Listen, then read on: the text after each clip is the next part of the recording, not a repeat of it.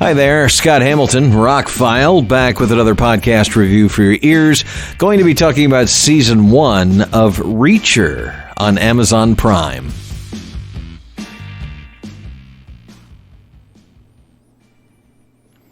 I did reviews last year of the Jack Reacher movies. I rewatched them and wanted to get into them again, and I had no idea they were making a Reacher TV series at the time.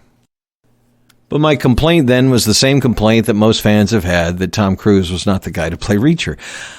I'm not one of those people that dislikes Tom Cruise. He tends to make movies I like. A lot of his action movies, some of my favorites. The latest Mission Impossible movies are fantastic. Live, Die, Repeat, Edge of Tomorrow, great sci-fi movie. Yeah, sure, he might be nuts, but most actors and actresses are nuts in real life. I don't care about that. So anyway, but Tom Cruise in real life is about 5'8". I'm 5'9". Reacher is described as being a big, hulking human being that can intimidate people just by looking at them. That ain't Tom Cruise. He's good looking, sweetheart of a guy. You just don't, he's not going to intimidate me from across the room. This Alan Ritchson guy they've got playing, wow. Yeah, he's a little bit more intimidating. He's only 6'2" in real life. The character is, I think, 6'5", but it's close. And the way they film him, they make him look huge. Short version of the review. Thank you. Lee Child is happy, the author of the books. I'm happy. It felt like Reacher. Watch the show. It's not as filled with sex and violence as a lot of other shows are. I mean, it's pretty violent, and there's a little bit of sex and nudity, but it's certainly not Yellowstone or something like that. Longer version, I think they found the guy to play Reacher. I'm glad they didn't pick a big actor. One of the reasons is if you pick a big actor, the salary goes up every season, so it gets impossible to make any more of it. So they got this guy who's basically played Aquaman on the CW. He hasn't, he's been in some small things, so all right, that saves some money right there. And if he's going to play such an iconic character, I'm glad it's not, somebody like Johnny Depp or Tom Cruise. I don't know. He can create his own character without bringing the baggage that a famous actor brings along with it. I love the fact that Malcolm Goodwin is in it. He was the detective in the iZombie series. I loved iZombie. I thought it was much better than it should have been, and it was great. And he was one of the reasons. He was the police detective in that, and he's the police detective in this. He plays a police detective from Harvard that's in a small town in Georgia, and through the course of the series, you find out why. You also don't know why Reacher's in this small town. He says us to visit the grave of this blues man.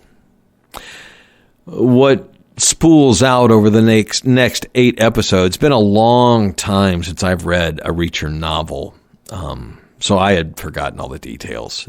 A lot of things seem familiar in the show to me, but I couldn't tell you if it's a direct adaptation of the original book or anything. But I will tell you my basic gist of what I like about Reacher, all the series of books they captured in this show. It was entertaining. It was plot twisty enough that it kept me guessing. I didn't have everything figured out from the get-go. You kind of know where things are going to go from the beginning, but who was involved and why and what was really going on. It's a pretty smart show. At first, I thought I wasn't going to like him, Alan Ritchson, the guy that plays Reacher. I thought he was, in the trailers and stuff, just too deadpan, just too blank, too wooden.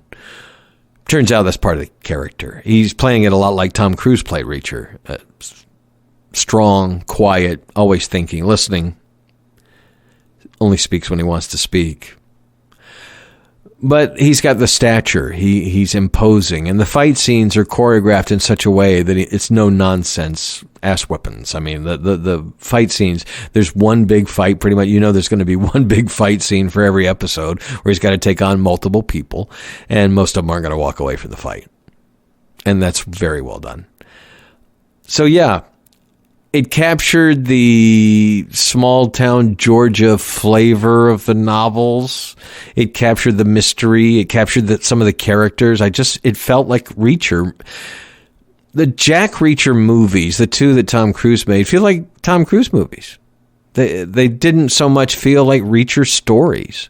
These do. This did. And I'm glad as of today, it's already been greenlighted for a second season. It's been out for 3 days. It's the first show I've binge watched in a while. So I will tell you that I ebb and flow up and down with TV. I know a lot of people use it to waste time or whatever. I've just never been one of those people. I was addicted to TV as a kid. I watched a lot of MASH, a lot of Happy Days, a lot of,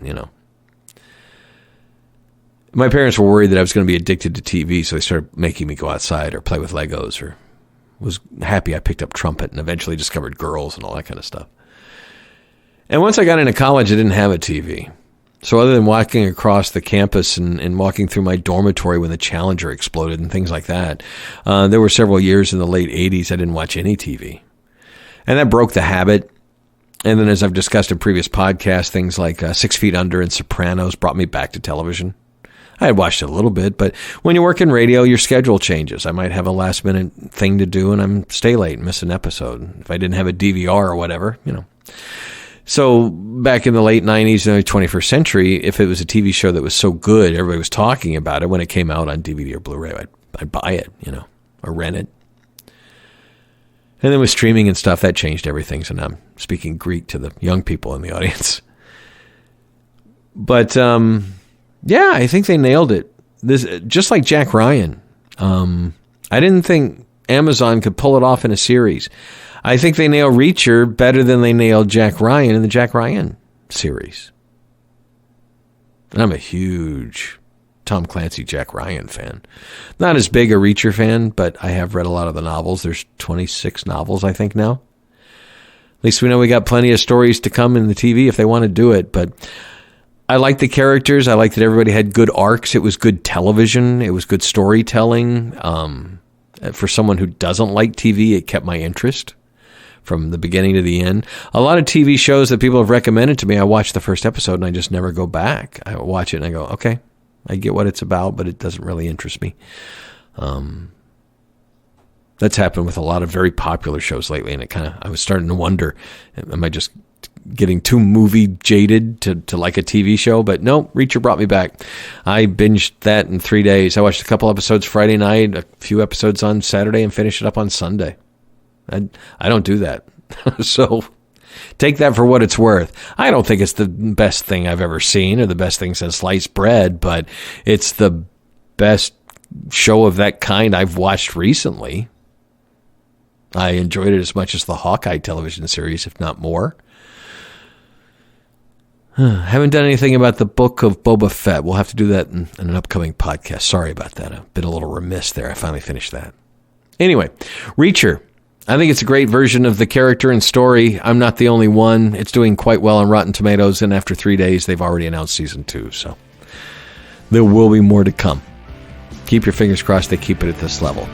I'm Scott Hamilton. I'm ROCKFILE. My links are below. Thank you very much for taking time out of your day. Lots more reviews coming. Thank you for listening.